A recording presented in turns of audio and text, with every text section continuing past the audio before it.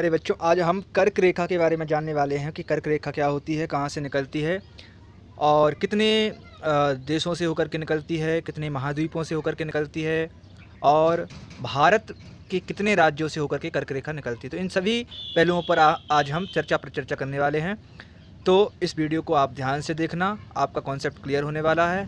और अगर आपने चैनल को सब्सक्राइब नहीं किया है तो जल्दी से सब्सक्राइब कर लीजिए। और चलिए हम प्रारंभ करते हैं कर्क रेखा के बारे में जानना। तो सबसे पहले तो आपने ग्लोब यानी कि पृथ्वी देखी होगी, तो होती हैं। अब आपको बताने का प्रयास कर रहा हूँ कि अक्षांतर रेखाएं कौन सी होती हैं और देशांतर रेखाएं कौन सी होती हैं। ठीक है, आप देख सकते हैं, यू कैन सी, जे होता है नॉर्थ पोल और जे होता है साउथ पोल। ठीक है, जे होता है, जे दिशा होती है अपनी पश्चिम और जे होती है ये वाली दिशा पूर्व होती है। ठीक है, तो जो रेखाएं होती हैं, हमारी रेखा पश्चिम से पूर्व की ओर जा रही है। ठीक है, जो रेखा पृथ्वी को दो बराबर भागों में विभाजित करती है पृथ्वी को, वो रेखा होती है काल्पनिक रेखा। ठीक है, जिसे हम भूमध्य रेखा भी कहते हैं, जो 0 डिग्री अक्षांश पर होती है। ठीक है, जिसे हम क्या कहते हैं, भूमध्य रेखा। ठीक है, अब यहाँ पर हम देखते हैं जो खड़ी रेखाएं होती हैं, यानी कि जो नॉर्थ से साउथ की तरफ जाती हैं, वो रेखाएं कहलाती हैं देशांतर रेखाएं। कौन सी रेखाएं कहलाती हैं? देशांतर रेखाएं। ये आप देख सकते हैं यहाँ पर। ठीक है, ये रेखाएं कहलाती हैं देशांतर रेखाएं। ठीक है, और जो लंबवत और जो रेखाएं आपके पश्चिम से पूर्व की ओर होती हैं, वो कहलाते हैं आपके अक्षांश रेखाएं। ठीक है, और हमारा जो भारत है वो किस गोलार्ध में पड़ता है? देखिए, आप देख सकते हैं, यहाँ से यहाँ तक जो रेखा है वो भूमध्य रेखा कहलाती है। ठीक है ना, तो भूमध्य रेखा के जो ऊपर वाला क्षेत्र होता है वो होता है उत्तरी गोलार्ध, और जो नीचे वाला क्षेत्र होता है वो होता है दक्षिणी गोलार्ध। ठीक है, तो हमारा जो भारत है वो किस गोलार्ध में है? कि हमारा भारत है यहाँ पे, तो वो किस गोलार्ध में पड़ेगा हमारा भारत? वो पड़ेगा हमारा भारत उत्तरी गोलार्ध में। ठीक है, तो इससे आपको एक कॉन्सेप्ट क्लियर हो गया होगा। अब हम आगे देखते हैं। मैं यहाँ पर एक आपको ग्लोब बना के बताता हूँ। तो ये है हमारी पृथ्वी। ठीक है, ये हमारी पृथ्वी है और यहाँ से एक रेखा निकलती है, यानी कि हमारी पृथ्वी को वैज्ञानिकों ने दो भागों में विभाजित कर दिया समझने के लिए। ठीक है, तो इस रेखा को विषुवत रेखा या भूमध्य रेखा कहते हैं। ठीक है, या इसे काल्पनिक रेखा भी कहते हैं, जो कि 0 डिग्री अक्षांश पर होती है। इससे 23.5 डिग्री ऊपर एक रेखा निकलती है, इसे हम कर्क रेखा कहते हैं। ठीक है, कितने डिग्री पर? 23.5 डिग्री।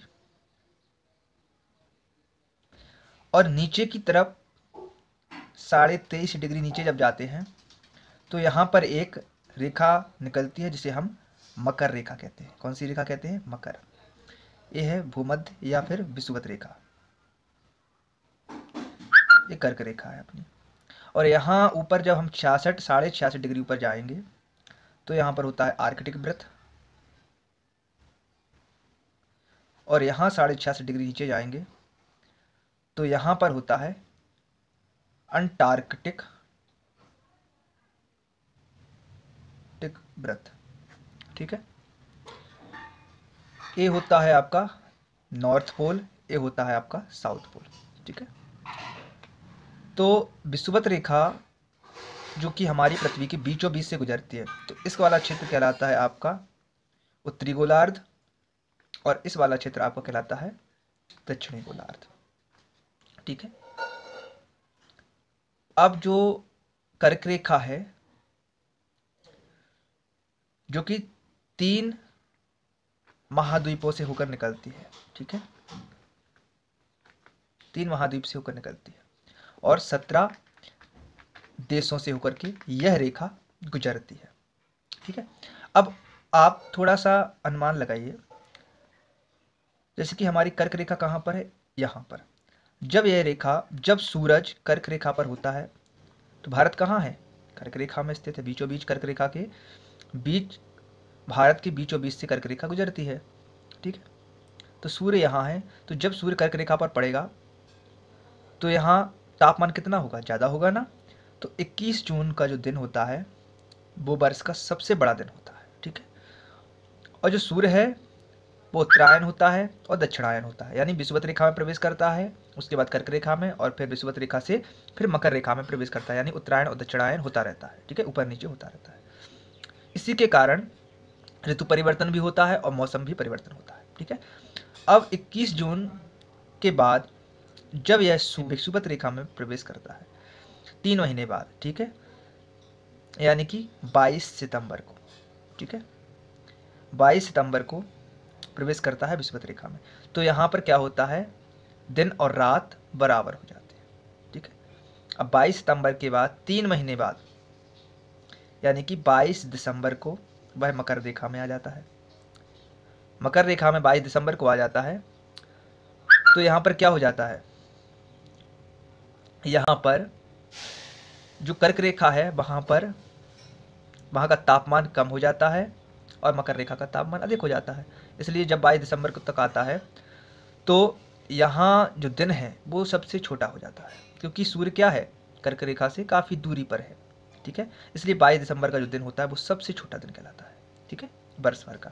फिर दिसंबर के बाद फिर 3 महीने बाद फिर पहुँच जाता है, यानी कि 23 मार्च को विषुवत रेखा में प्रवेश करता है। ठीक है, तो इसलिए यहाँ पर भी दिन रात बराबर होते हैं, यानी कि दिन और रात बराबर कब होते हैं, 22 सितंबर और 23 मार्च को। ठीक है, और सबसे बड़ा दिन होता है 21 जून को और सबसे छोटा दिन होता है 22 दिसंबर को। इसी कारण होता है जब सूर्य दक्षिणायन और उत्तरायण होता है, उसी के आधार पर दिन और रात परिवर्तन होता है, दिन और रातों में परिवर्तन होता है और ऋतु परिवर्तन होता है, मौसम परिवर्तन भी इसी कारण होता है। ठीक है, इसी कारण तापमान अत्यधिक और कम होता है।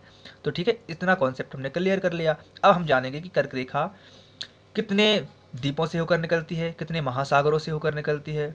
ठीक है, और भारत के कितने क्षेत्रों से होकर, कितने राज्यों से होकर निकलती है, और फिर उसके बाद हम जानेंगे कि मध्य प्रदेश के कितने राज्यों से होकर के यह रेखा निकलती है। ठीक है, गुजरती है।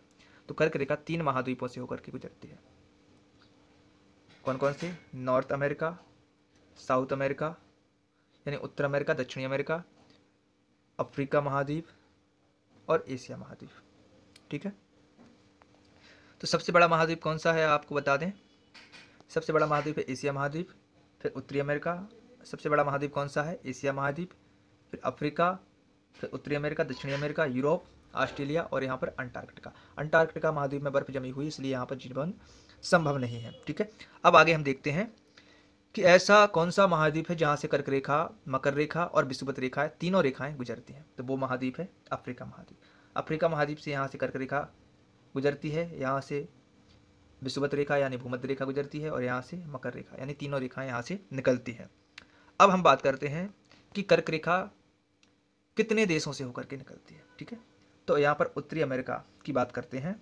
तो उत्तरी अमेरिका में यहाँ पर एक द्वीप है हवाई द्वीप, जो यूएसए में पड़ता है। उसके बाद मैक्सिको, मैक्सिको के बाद बहामास, ये 3 देशों से होकर निकलती है। फिर यहाँ पर अटलांटिक महासागर आ गया। उसके बाद आ जाते हैं अफ्रीका महाद्वीप में।